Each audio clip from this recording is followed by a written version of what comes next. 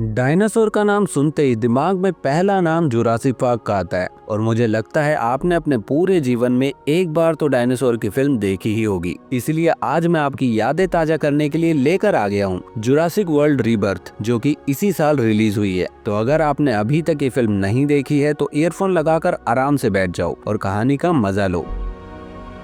Film की शुरुआत होती है साल 2010 से, जहां पर एक बायो इंजीनियरिंग कंपनी एक सुनसान आइलैंड पर कुछ एक्सपेरिमेंट कर रही होती है। दरअसल वो लोग डायनासोर और एक दूसरी स्पीसीज के डीएनए को मिलाकर क्रॉस ब्रीडिंग कर रहे होते हैं। इसी दौरान लैब में काम कर रहा एक साइंटिस्ट चॉकलेट खाकर उसके रैपर को ऐसे ही फेंक देता है और वो रैपर जाकर एयरलॉक सिस्टम में फंस जाता है, जिससे उनका पूरा सिस्टम रिबूट होने लगता है और वहां मौजूद सभी लोगों में अफरा तफरी मच जाती है। इसी बीच एक साइंटिस्ट भागकर लैब के दरवाजे को मैनुअली बंद कर देती है, लेकिन वो साइंटिस्ट जिसने चॉकलेट खाई थी अंदर ही बंद हो जाता है। वो मदद के लिए चिल्लाता है लेकिन कोई भी उसकी मदद नहीं करता। तभी हम देखते हैं कि उसके पीछे एक बहुत बड़ा और खतरनाक डायनासोर खड़ा होता है। वो साइंटिस्ट मदद के लिए चिल्लाता रह जाता है और वो डायनासोर उसको पकड़कर पीछे खींच लेता है और बड़ी बेरहमी से उसको मार देता है। इसके बाद हमें सीधे 17 साल आगे का समय दिखाया जाता है, जहां हम देखते हैं कि अब हमारी दुनिया पूरी तरह बदल चुकी है। कहा जाता है कि 35 साल पहले तक डायनासोर इंसानों के आसपास ही मौजूद थे, लेकिन एनवायरमेंटल चेंजेस और मौसम में बदलाव के कारण बहुत सारे डायनासोर की स्पीसीज विलुप्त हो गई। अब इंसानों की आबादी इतनी बढ़ गई है कि डायनासोर खुले में नजर ही नहीं आते और अब वो सिर्फ इक्वेटर नाम की एक जगह पर पाए जाते हैं,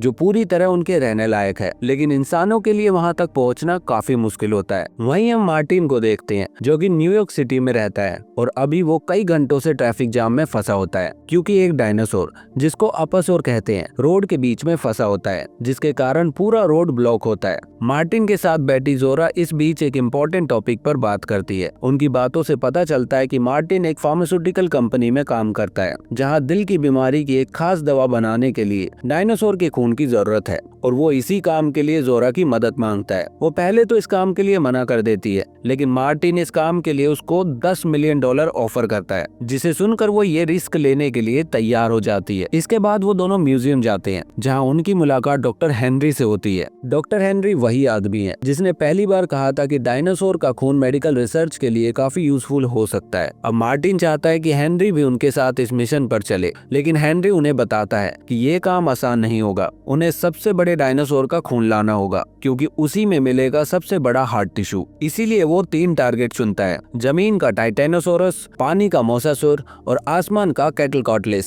ये सब जानकारी देने के बाद हेनरी खुद इस मिशन पर जाने से मना करता है, लेकिन मार्टिन उसे समझाता है और कहता है, अगर तुम हमारे साथ इस मिशन पर चलोगे तो तुम्हें इस काम के लिए बहुत सारे पैसे मिलेंगे और इसके साथ साथ तुम्हें डायनासोर्स को सामने से देखने का मौका मिलेगा, जो तुम्हारी फ्यूचर रिसर्च के लिए बहुत फायदेमंद होगा। अब मार्टिन की ये सब बातें सुनकर डॉक्टर हेनरी उनके साथ मिशन पर जाने के लिए मान जाता है, लेकिन पैसों के लिए नहीं, बल्कि अपनी रिसर्च के लिए, क्योंकि हेनरी डायनासोर से प्यार करता है और उन्हें अपनी आंखों के सामने देखने का मौका गंवाना नहीं चाहता। फिर अगले दिन वो लोग मार्टिन के एक पुराने दोस्त डंकन से मिलते हैं, जो उनके साथ मिशन पर चलने के लिए फोन पर तो मान गया था, लेकिन मिशन की पूरी सच्चाई जानकर वो डर जाता है और मना कर देता है। लेकिन मार्टिन उसे भी बहुत ज्यादा पैसा कमाने का लालच देता है और आखिरकार डंकन भी मान जाता है। इसके बाद वो सब एक साथ बैठकर प्लान बनाते हैं कि कैसे वो लोग इस मिशन को पूरा करेंगे, और वो भी गवर्नमेंट की नजर में आए बिना। तभी डॉक्टर हेनरी उन्हें कुछ एडवांस टेक दिखाता है। वो उन्हें एक खास तरह का डार्ट दिखाता है, जो कि डायनासोर की स्किन के 10 सेंटीमीटर अंदर तक जा सकता है और खुद से ही खून को इकट्ठा करके इजेक्ट भी हो जाता है। लेकिन ट्विस्ट ये है कि हर डायनासोर के लिए सिर्फ एक एक डार्ट अवेलेबल है। अब सीन कट होता है और हम देखते हैं रॉबिन, उसकी बेटी इजाबेला,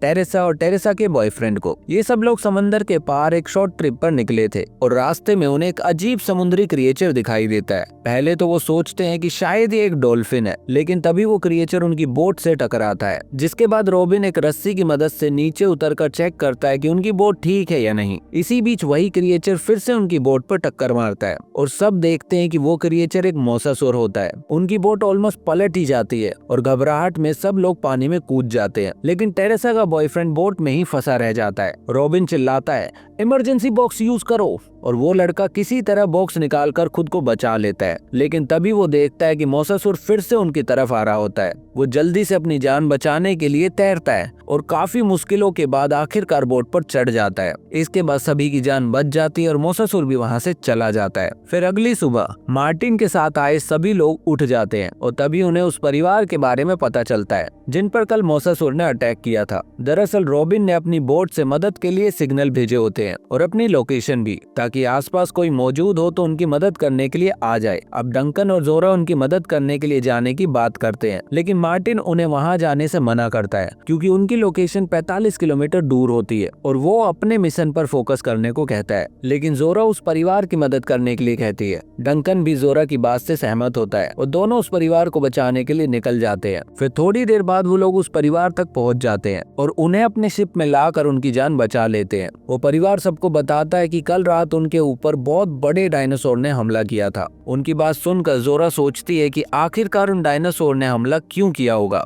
इस पर डॉक्टर हेनरी बताते हैं कि शायद इन डायनासोर ने इंसानों को खतरे के तौर पर देखना शुरू कर दिया है और इसीलिए उन्होंने हमला किया होगा। इसी बीच उनकी शिप के चारों तरफ मोसासुर आ जाते हैं, जिन्हें देखकर मार्टिन की टीम घबराती नहीं बल्कि खुश होती है क्योंकि उनके पास एक बहुत अच्छा मौका होता है मोसासुर के ब्लड को कलेक्ट करने का। इसलिए जोरा तुरंत अपनी पोजीशन ले लेती है और वो डार्ट को लोड करके शूट करती है, लेकिन अफसोस उसका निशाना चूक जाता है। ये देखकर वो लोग अपनी शिप को मोसासुर के थोड़ा और करीब ले जाते हैं और जोरा एक बार फिर से शूट करती है और इस बार उसका निशाना सही लगता है और वो डार्ट अपने आप खून इकट्ठा करके हवा में उड़ता हुआ शिप के पास आ जाता है और मार्टिन उसे कैच कर लेता है। इसके बाद उसकी पूरी टीम बहुत खुश होती है क्योंकि उनके मिशन का एक बहुत बड़ा काम पूरा हो गया होता है। जोरा तुरंत उस ब्लड सैंपल को सूटकेस में संभाल कर रख देती है, लेकिन उनकी खुशी थोड़ी ही देर में परेशानी में बदल जाती है क्योंकि वहाँ पर और भी मोसासुर आ जाते हैं जो कि उनकी शिप पर हमला कर देते हैं। मार्टिन की टीम का एक आदमी उन पर फायर करता है, लेकिन तभी पीछे से एक डायनासोर आकर उसे खा लेता है। इसके बाद इजाबेला भी फिसल जाती है, लेकिन रॉबिन अपनी बेटी को पकड़ लेता है। इसके बाद रॉबिन अपनी बेटी टेरेसा को इमरजेंसी कॉल करने को कहता है और जैसे ही टेरेसा इमरजेंसी कॉल करने जाती है तो मार्टिन उसे रोक देता है क्योंकि वो लोग इस मिशन को इल्लीगली कर रहे थे और वो नहीं चाहता कि पुलिस को उनके मिशन के बारे में पता चले। लेकिन टेरेसा उसकी बात नहीं मानती और मार्टिन को धक्का देती है, लेकिन गलती से वो खुद ही पानी में गिर जाती है और मार्टिन ये देखकर उसको बचाने की कोशिश भी नहीं करता। उधर टेरेसा का बॉयफ्रेंड उसको पानी में गिरा देखकर बिना कुछ सोचे समझे पानी में कूद जाता है। अब टेरेसा को देखकर रॉबिन भी अपनी छोटी बेटी को लेकर लाइफ जैकेट पहनकर पानी में कूद जाता है। मतलब ये पूरी फैमिली पानी में कूद जाती है और वो सब लोग तैर कर किनारे तक पहुंच जाते हैं। उधर डंकिन भी अपनी शिप को जैसे तैसे करके किनारे तक लेकर आता है, लेकिन किनारे पर आते ही उनकी टीम की एक और मेंबर को डायनासोर पकड़कर पानी में ले जाता है और सब लोग देखते रह जाते हैं लेकिन कुछ कर नहीं पाते। इसके बाद मार्टिन सबको बताता है कि ये डायनासोर साइंटिस्ट के एक्सपेरिमेंट की वजह से ऐसे बने हैं और इन्हें कई सालों से यहाँ पर रखा गया है। फिर उनकी पूरी टीम जंगल के अंदर जाती है।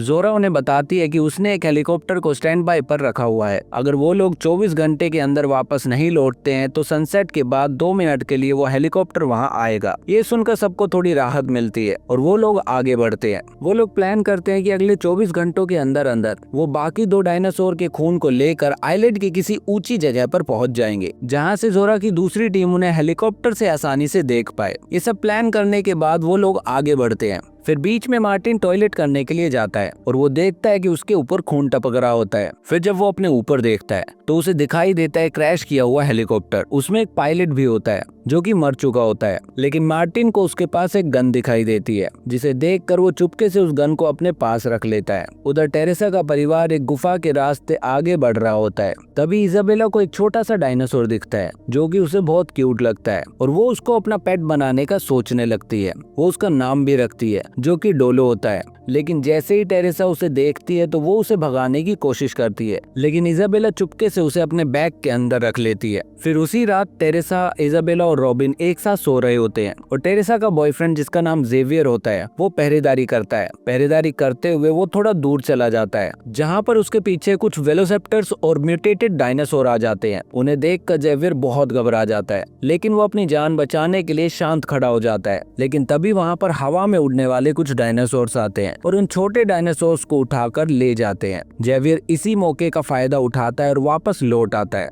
उधर जोरा और हेनरी की टीम चलते हुए खुले मैदान में आ पहुंचती है, जहां पर उनको बहुत बड़े और बहुत सारे टाइटेनोसोरस दिखाई देते हैं, मतलब जमीन पे रहने वाले डायनासोर्स, और यही उनका नेक्स्ट टारगेट भी होते हैं। जोरा और पूरी टीम अपनी पोजीशन ले लेती है और एक डायनासोर पे फायर करके बड़ी आसानी से उसका ब्लड सैंपल भी कलेक्ट कर लेते हैं। टाइटेनोसोरस उन्हें कुछ नहीं कहते क्योंकि वो साइज में बहुत बड़े होते हैं और शाकाहारी भी। अपना दूसरा सैंपल लेकर वो पूरी टीम आगे एक पहाड़ी की चोटी पर पहुंचती है। उनका प्लान होता है कि वो लोग एक कैटलकोटलिस मतलब उड़ने वाले डायनासोर के अंडे से सैंपल कलेक्ट करेंगे, क्योंकि एक तो उनके पास डांट खत्म हो चुकी होती है और दूसरा कैटलकोटलिस बहुत खतरनाक डायनासोर्स होते हैं और हवा में उड़ते हुए उनका ब्लड सैंपल कलेक्ट करना इम्पॉसिबल होता है। इसीलिए वो लोग पहाड़ों के बीच में बनी दरारों में से डायनासोर के अंडे से सैंपल लेने की कोशिश करते हैं। हालांकि हेनरी को ऊंचाई से बहुत डर लगता है, लेकिन फिर भी वो पहाड़ी से सबके साथ नीचे उतरता है। फिर उन लोगों को एक दरार नजर आती है और वो लोग अंदर जाकर देखते हैं कि वहाँ पर अंडे भी रखे होते हैं। इसीलिए हेनरी तुरंत गुफा में जाकर अंडे से सैंपल लेने लगता है और डंकन बाहर पहरेदारी करते हुए देखता है कि उस अंडे की माँ डायनासोर वापस आ जाती है और उन लोगों पर हमला कर देती है। हेनरी बेचारा फंस जाता है,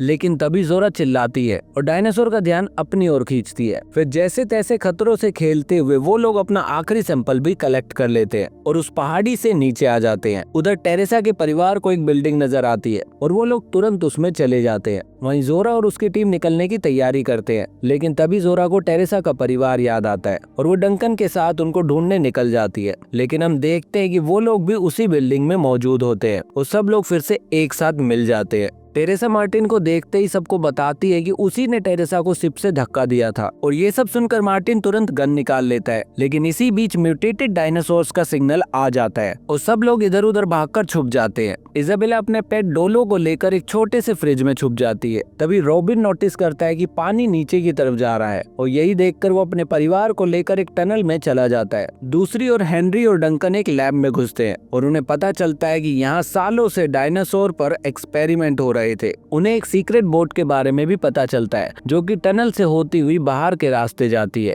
और इस जानकारी को पाकर सब मिलकर टनल के रास्ते आगे बढ़ते हैं। जोरा टनल में आकर डायनासोर से सबको बचाते हुए एग्जिट गेट तक ले जाती है, लेकिन आगे का दरवाजा खोलने के लिए किसी को कंट्रोल पैनल तक जाना पड़ेगा, लेकिन वहां तक जाने का रास्ता बहुत छोटा होता है। तभी इजाबेला को उस रास्ते से आगे भेजते हैं क्योंकि वो छोटी होती है। वो गेट के बीच से निकलकर कंट्रोल पैनल तक चली जाती है और गेट खोल देती है। आखिरी पल में जब डायनासोर फिर से हमला करता है तो जोरा गेट को बंद कर देती है। उधर हम देखते हैं मार्टिन को, जो सबको छोड़कर अपनी जान बचाने के लिए कार लेकर भागने की कोशिश कर रहा होता है, लेकिन वो उस आइलैंड के सबसे खतरनाक म्यूटेटेड डायनासोर के हाथों मारा जाता है और उसके हाथों से वो सैंपल का सूटकेस भी नीचे गिर जाता है और तभी जोरा तुरंत उस सूटकेस को उठाकर अपने साथ ले आती है। फिर वो सब लोग बोट पर सवार हो जाते हैं, लेकिन सिस्टम जाम हो जाता है और बोट को चालू करने के लिए लाइट की जरूरत होती है और तभी डॉक्टर हेनरी बताता है कि डायनासोर्स लाइट से अट्रैक्ट होते हैं। ये सुनकर डंकन एक फ्लेयर लेकर दूसरी दिशा में भागता है